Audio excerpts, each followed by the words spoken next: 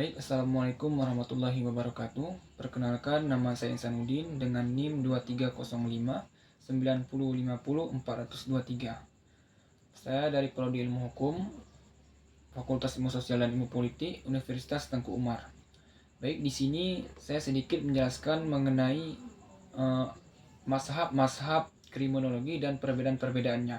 Di mana di sini kita sudah mengetahui bahwasanya kriminologi ini memiliki beberapa mazhab atau aliran utama yang memberikan perspektif berbeda tentang penyebab kejahatan.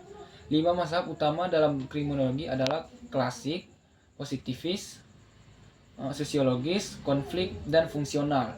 Nah, perbedaan utama terletak pada faktor-faktor yang ditekankan sebagai penyebab kejahatan, seperti pilihan individu, faktor biologis dan psikologis, lingkungan sosial, ketidaksetaraan, dan fungsi kejahatan dalam masyarakat. Nah, di sini ada beberapa penjelasan lebih detail mengenai masing-masing mazhab. Yang pertama di sini ada mazhab klasik. Pemikiran utama menekankan bahwa kehendak bebas dan rasionalitas individu dalam melakukan kejahatan. Hukuman harus padan dengan kejahatan yang dilakukan untuk memberikan efek jerah, di mana fokusnya ini pilihan individu, perhitungan biaya manfaat, dan hukuman sebagai pencegahan.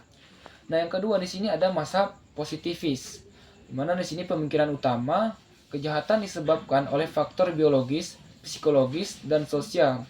Individu tidak sepenuhnya memiliki kehendak bebas karena dipengaruhi oleh faktor-faktor tersebut. Nah, untuk fokusnya sendiri yaitu determinisme, faktor-faktor yang menentukan, studi ilmiah tentang penyebab kejahatan, dan rehabilitasi pelaku. Nah, yang ketiga di sini ada mazhab sosiologis, di mana pemikiran utamanya kejahatan adalah produk dari proses sosial dan interaksi dalam masyarakat. Nah, lingkungan sosial dan budaya berperan penting dalam membentuk perilaku kriminal yang terfokus yaitu pada struktur sosial, subkultur, teori labeling, dan pengaruh kelompok sebaya. Dan yang keempat di sini ada mazhab konflik, di mana pemikiran utamanya sendiri yaitu kejahatan muncul dari ketidaksetaraan sosial dan konflik kepentingan dalam masyarakat. Hukum dan sistem peradilan cenderung berpihak pada kelompok yang berkuasa, yang berfokus pada ketidaksetaraan, konflik kelas, dan sistem hukum sebagai alat penindas. Dan yang kelima di sini ada mazhab fungsional, di mana pemikiran utama sendiri kejahatan memiliki fungsi dalam masyarakat seperti memperkuat norma sosial dan menciptakan solidaritas, yang mana terfokus pada fungsi kejahatan dalam menjaga stabilitas sosial, adaptasi sosial, dan perubahan sosial.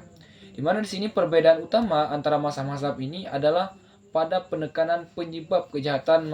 Mazhab klasik menekankan pada pilihan individu, sedangkan mazhab positif dan sosiologis lebih fokus pada faktor-faktor di luar kendali individu. Mazhab konflik menyoroti ketidaksetaraan sosial, dan mazhab fungsional melihat kejahatan dari segi fungsinya dalam masyarakat. Setiap mazhab memberikan kontribusi penting dalam pemahaman tentang kejahatan dan bagaimana cara menanganinya. Demikian yang dapat saya paparkan.